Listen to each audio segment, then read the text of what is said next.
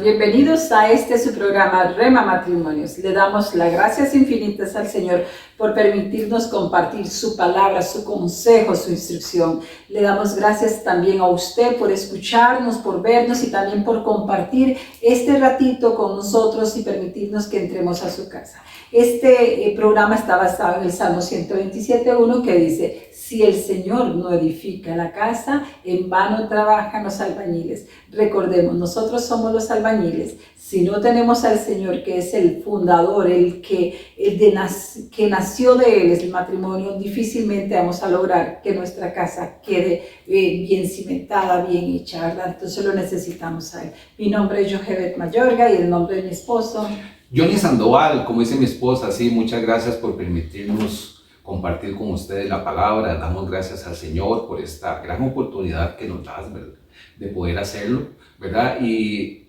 como decía mi esposa en el programa anterior, estamos en lo que se llama la Semana Mayor, pero en realidad para nosotros todos los días deben ser de entrega al Señor, ¿verdad? De consagración al Señor, de buscar su rostro, ser dirigentes, ser hacedores de la palabra. Hoy vamos a traer un tema muy interesante, un tema muy relevante, ¿verdad?, que tiene que ver con 7 frases que pronunció Jesús a la hora de su muerte, ¿verdad? Entonces lo hemos llamado las 7 verdades de Jesús en la cruz. Número 1, el perdón. Cuando Jesús allá, narra Lucas 23:33, el Evangelio de Lucas, cuando llegaron al lugar llamado la calavera, lo crucificaron allí, lo mismo que a los malhechores. Uno a la derecha de Jesús y otro a su izquierda. Jesús decía: Padre, perdónalos porque no saben lo que hacen. Una vez más vemos ahí cómo nuestro Señor, nuestro Salvador, nuestro Redentor, nuestro gran yo soy, había pasado horas prácticamente golpeado, siendo ofendido, siendo lastimado. Y en ese momento en que está en la cruz, que fue puesto con golpes terribles en su cuerpo, no estaba pensando en Él. No se estaba teniendo lástima de sí mismo en ese momento, sino que estaba teniendo compasión de aquellos que no la estaban pidiendo. Estaba perdonando y estaba intercediendo por aquellos que no eran merecedores de nada más que fueran destruidos en ese momento. Pero nuestro Dios es un Dios compasivo, misericordioso, clemente, y Él busca y Él desea perdonarnos en cuanto nosotros lo reconozcamos, porque no hay otra forma. Y Él le dice al Padre: perdónalos porque no saben lo que hacen. Es increíble hasta dónde le lleva el amor, no solamente a ser ahí crucificado, sino a perdonar desde su dolor. Muy bien. Frase número 2, la hemos llamado esperanza o vida eterna.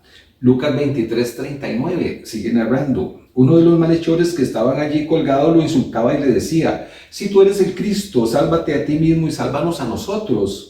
Pero el otro lo reprendió y le dijo: ¿ni siquiera ahora que sufres la misma condena temes a Dios?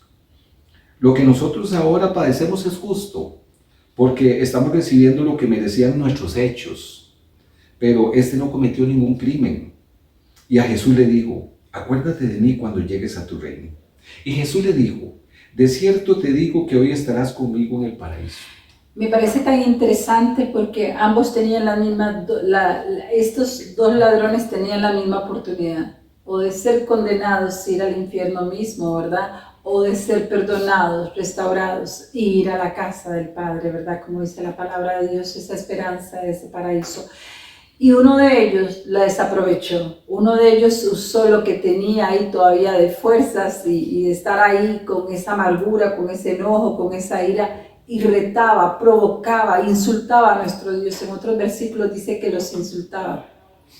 El otro fue muy consciente de su condición, pero tal vez en algún momento había escuchado algo de este Jesús y hoy lo estaba viendo morir al lado de ellos por haber hecho lo bueno, por andar hablando del amor, del perdón, de la gracia.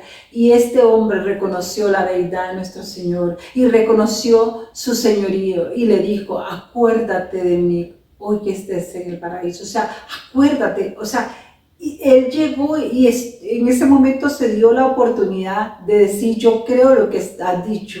Yo creo lo que había oído de ti. Hoy te veo y veo que estás dando tu vida por esta causa. Yo creo en ti. Y dice que le dijo: acuérdate de mí, Señor. Y Jesús entre lo poquito que le quedaba de vida y de aire en sus pulmones y en todo su ser, le dijo, hoy mismo estarás conmigo en el paraíso. Usted sabe lo que es tener la oportunidad tan cerca y dejarla pasar por la maldad. Y el otro sí aceptó y el otro se dispuso a creer en aquel que podía darle vida aún después de la muerte. Muy bien, tercera. La gran importancia de Dios para la familia, ¿verdad? Lo hemos llamado relación. Juan 19:25. Junto a la cruz de Jesús estaban su madre y la hermana de su madre, María, mujer de Cleofas, y María Magdalena.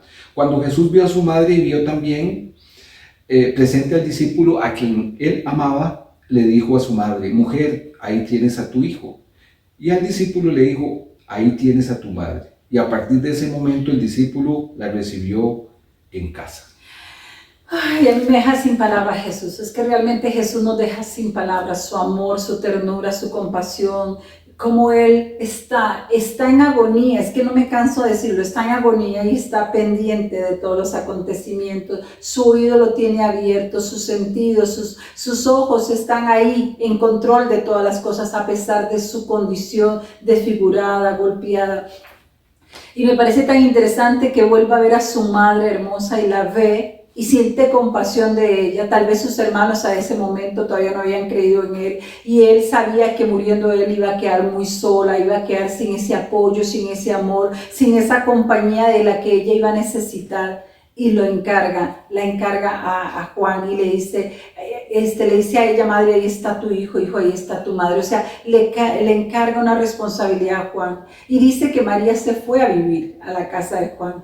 Qué cosa más hermosa ver que Dios tiene cuidado de nosotros, que Dios interviene a nuestro favor en medio de las circunstancias. Dios estaba pendiente de su madre, estaba pendiente de las circunstancias que le iban a rodear y también de la respuesta que su madre en ese momento necesitaba, que alguien estuviera con ella en la función de un hijo. Después vemos que los hermanos de Jesús creen y vemos libros de ellos y todo, pero en ese momento María iba a estar muy sola y Jesús no permitió que eso pasara. Muy bien, número 4.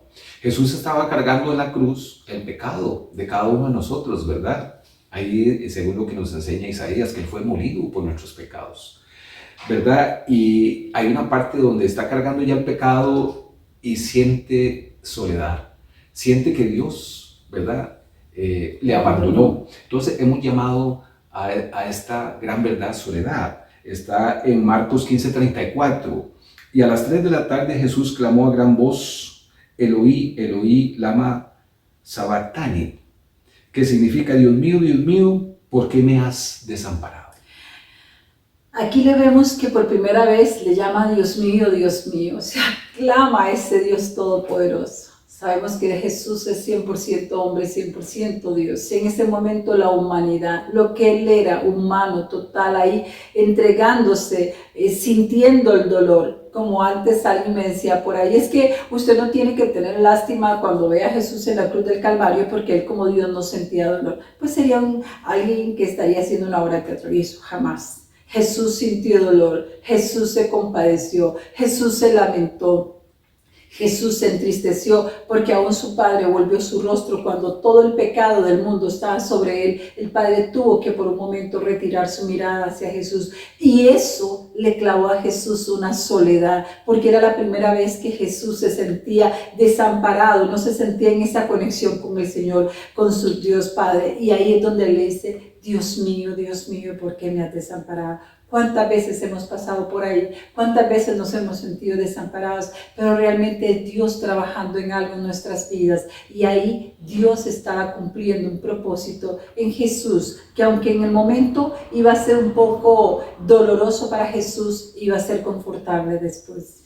Claro, nada más para agregar, Jesús, el Hijo Eterno, ¿verdad? El Padre Eterno, porque un Padre Eterno tiene un Hijo Eterno, ¿verdad?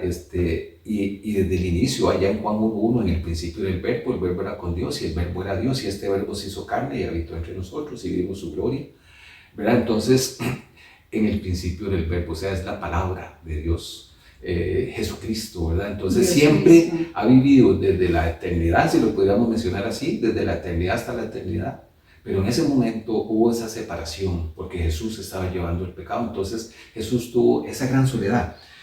Número 5, la gran humanidad de Jesús, mostrada ahí en la cruz. Le hemos titulado Tengo sed.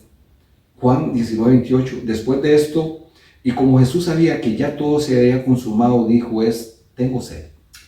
Dicen, digamos, de acuerdo a los estudios científicos y a los estudios médicos, que ya esto era, que ya Jesús estaba viendo la culminación de todo su cuerpo, ¿verdad? Físicamente ya estaba colapsando.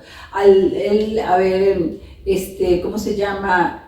Por la crucifixión, por los golpes que Jesús tuvo, que se le molió, que le arrancaban los pedazos cada vez de que le daban un latigazo, y todo esto produjo en Jesús un derramamiento de su sangre tremenda. O sea, ¿cómo que es que se dice? Derramó mucha sangre, ¿verdad? Perdió mucha sangre por su causa y por la mía.